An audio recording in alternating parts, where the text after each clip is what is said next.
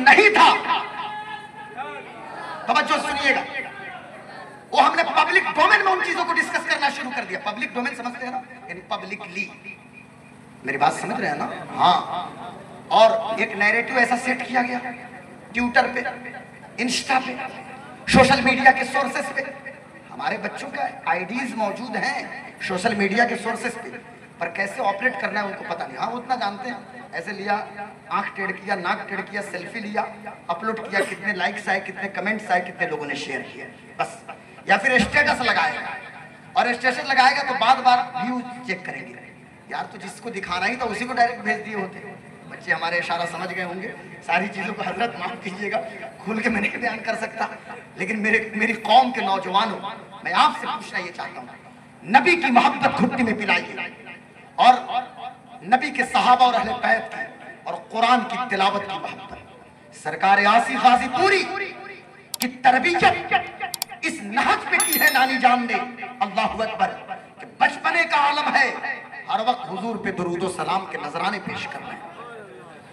بچپن کا ماحول ہے، باتیں صحابہ کی ہو رہی ہیں، اور پھر دنیا نے اپنے ماتھے کی نگاہوں سے دیکھا کہ بالائے سرشت ہوش مندی، میتاف ستارے بلندی، ای سعادت بزور بازو نس، دان بخشت خدائے بخشندہ.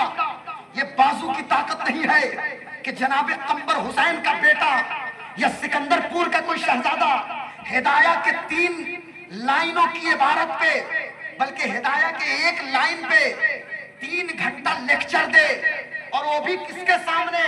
خانوادہ فرنگی محل کے علماء کے سامنے.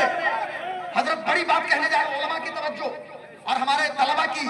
خانوادہ فرنگی محل کے بڑے عالم مفتی یوسف ہو یا مفتی عبدالحلیم، اور جب مدرسہ حنفیہ جونپور میں میرے سرکار آسی، میں تو سینہ ٹھوک کے کہتا ہوں میرے سرکار آسی.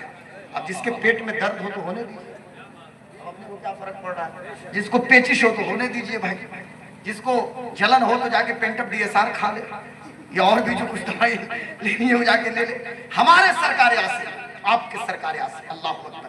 میں ایک بات کہوں گا آپ لوگوں سے بھی، اس دور انحطاط میں، اس مادیت برے دور میں، جب سارے طلبہ، ہر طالب علم کے ہاتھ میں اسمارٹ فون موجود ہے. ہم نے جامعہ اشرفیہ میں بھی دیکھا، جامعہ شمس العلوم میں بھی دیکھا، امجدیہ میں بھی دیکھا، اور مختلف اداروں میں دیکھا. یہاں کے بارے میں مجھے علم نہیں ہے. ایسے ماحول میں جب درسگاہ میں بھی آپ بیٹھے ہیں اور آپ کے استاذ پڑھا رہے ہیں، تو پیچھے یا تو PUBG کوئی کھیلنے لگتا ہے یا کوئی فری فائر کھیلنے لگتا ہے. یعنی لوگوں کی توجہ ادھر سے ہٹ گئی.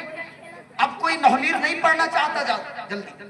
اب ہدایہ کی بات الگ ہے، سلم کی بات الگ ہے، ملا حسن اور حمداللہ کون پڑھے.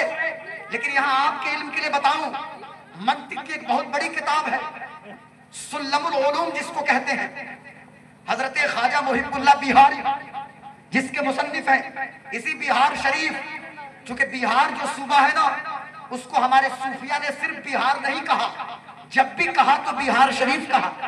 اور اس لیے بہار شریف کہا، اس لیے میں نہیں کہتا کہ میں بہار شریف کہوں، اس لیے کہتا ہوں کہ بہار شریف اس لیے کہا کہ جب حضرت خواجہ مظفر بلخی، چونکہ خواجہ مظفر بلخی کے رشتے بھی ہیں، خانوادہ